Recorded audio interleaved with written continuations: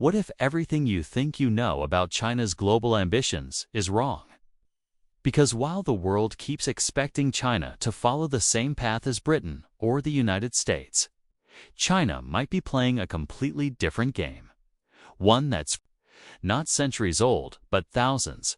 When nations become powerful, history tells us what comes next. They invade. They colonize. They build military bases everywhere and impose their values abroad. That's how empires usually work. The British Empire spread across every continent. The United States maintains over 750 military bases in more than 80 countries. That's the Western superpower blueprint. So when China's economy exploded, everyone started waiting for the same pattern: invasions, occupations, colonies. But something strange happened. It didn't. China has one official overseas military base in Djibouti. One. Compare that to America's hundreds, and suddenly the narrative starts to wobble. Maybe China isn't trying to dominate the world the way the West did. Maybe it's following an older script to understand that script. You have to go back about 2,000 years, while Rome was conquering half the known world with legions and roads. China was building something very different: the tributary system. Instead of sending armies to permanently occupy neighboring states, China positioned itself as the cultural and political center of what it called Tianxia, all under heaven. Foreign kingdoms didn't become colonies. They sent envoys to the Chinese emperor. They brought gifts, performed rituals, and acknowledged China's cultural primacy. In return, China recognized their rulers as legitimate and opened the door to trade. Here's the key part: most tributary states were not controlled by China. They governed themselves. They made their own laws. They raised their own armies. This wasn't colonial rule. It was influence. The tributary system began during the Han Dynasty around 206 BC and lasted until the fall of the Qing Dynasty in 1911. That's over 2,000 years of the same basic regional order. For comparison, the British Empire lasted roughly 300 years. Rome lasted about 500 in the West. China's system endured far longer because it didn't rely on constant military occupation. It relied on worldview. At the heart of that worldview was Tianxia. Imagine the world as concentric circles. At the center sat the Chinese emperor. Round him, officials and citizens. Beyond that, tributary states. At the outer edge, distant barbarians. But here's what makes this system unusual. The outer circles weren't permanently excluded. Any group could move inward by adopting Chinese culture, learning the language, and following Confucian norms.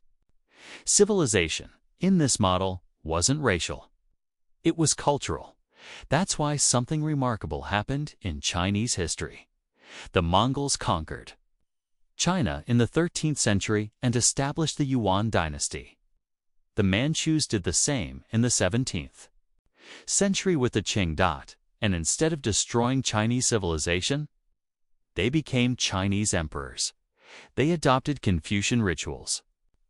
They claimed the mandate of heaven. The system absorbed its conquerors.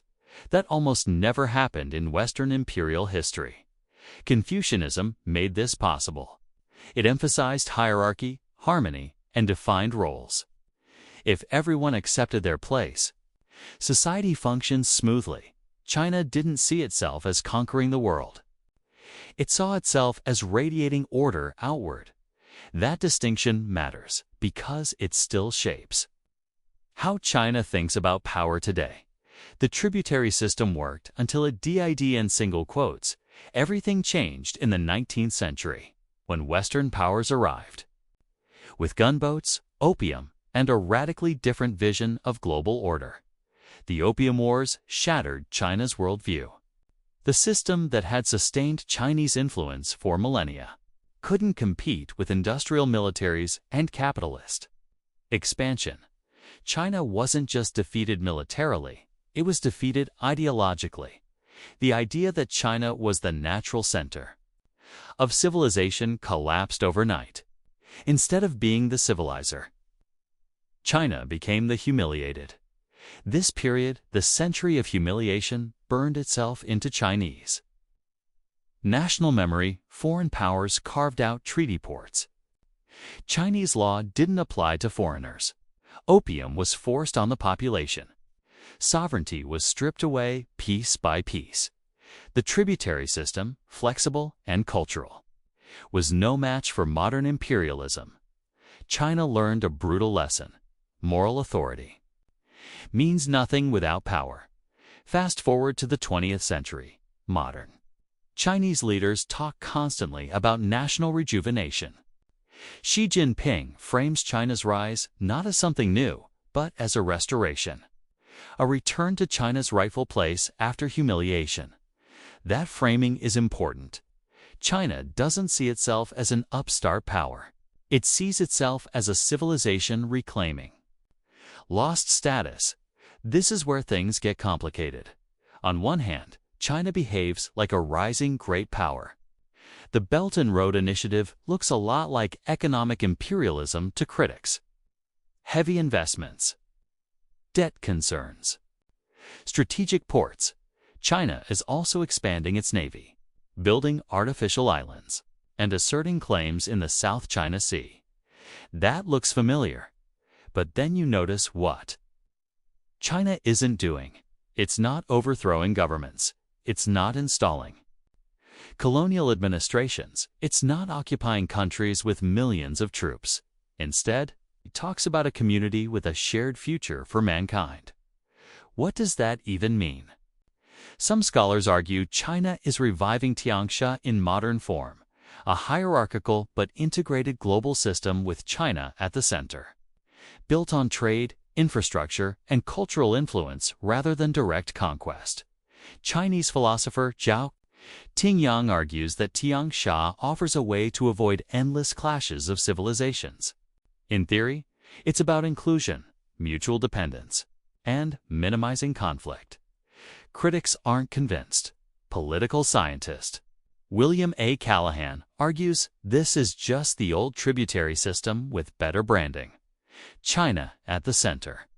Everyone else orbiting around it, not equality hierarchy. The key difference between Western imperialism and the Chinese model is control versus influence. Western empires occupied territory. They imposed laws. They extracted resources directly. The tributary system relied on incentives, access to markets, legitimacy, stability. Modern China appears to be blending the two. Economic integration through Belt and Road, cultural influence, through soft power, military strength as insurance, but no mass invasions, at least not yet. So what game is China actually playing? That's the question shaping global politics right now. The world is no longer unipolar. American dominance is fading. Europe is divided. Russia is weakened but dangerous. India is rising. China sits at the center of this transition. The traditional age of empires is over. Nuclear weapons make total war suicidal. Economic interdependence means conquering your trading partners, destroys your own economy. This creates space for something new. China seems to believe power doesn't have to look like occupation.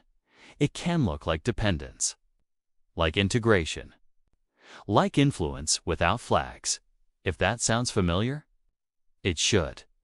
That's how the tributary system worked for 2,000 years. Tributary states participated because it benefited them. They weren't forced to stay forever. They could leave, but leaving came with costs. Vietnam did exactly that. It won independence militarily, then voluntarily rejoined the tributary system because access to Chinese trade mattered. Japan participated, too, until it decided not to.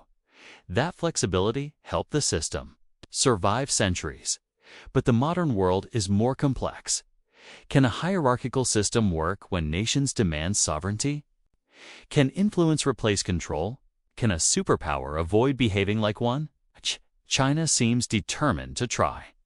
Its leaders have studied Western imperialism closely and its failures, overextension, endless wars. Resistance movements, collapse, maybe. China believes it can build power more subtly, more efficiently, with fewer enemies, or maybe it's simply building the same empire with better methods. We don't know yet. What we do know is this: assuming China will behave like past Western empires is a mistake. Its history pushes it toward a different instinct, not conquest, centrality. The question isn't whether China wants power. Every rising nation does. The question is what kind of power, and that question may define the next 100 years. Because if China succeeds in reshaping global order around influence instead of occupation, the rules of international politics change completely. Understanding that possibility isn't optional anymore, it's essential.